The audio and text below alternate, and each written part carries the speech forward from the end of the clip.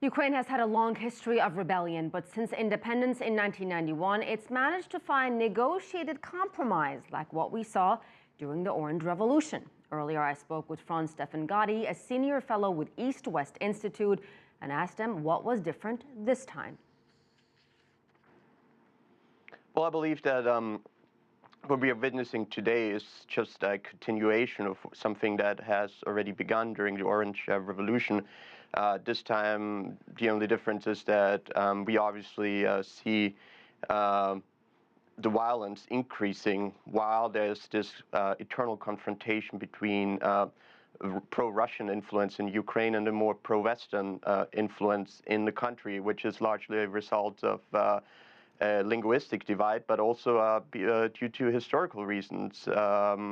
Ukraine has always been divided between a more pro-Western great power and the Russian Empire itself. And that Western power for the last 200 years, up until 1917, was the Austrian Empire, which had a huge cultural influence on Western parts of Ukraine. And so I do think that it's one of those places in the world where, geostrategically speaking, interests of large countries collide, which is rather difficult for the citizens of this country to really forge their own national identity.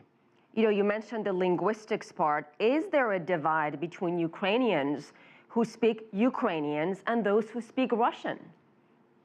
Well, historically speaking, what we consider to be the Ukrainian language, this concept only slowly emerged at the beginning of the 19th century, where with this resurgence of interests in the nation and this concept of a nation only little by little emerged during that time.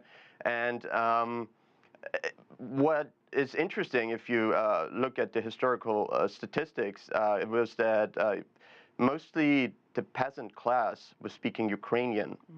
In the city dwellers, townspeople usually would speak Russian in what the parts that were officially part of the Russian Empire at that time, whereas in Western Ukraine, the Kingdom of Galicia, as it was called, which was ruled by Austria, people were also speaking German, Yiddish, and Polish, because in in Western Ukraine, you also had a large Polish aristocracy that was also largely present there up until the end of the Second World War.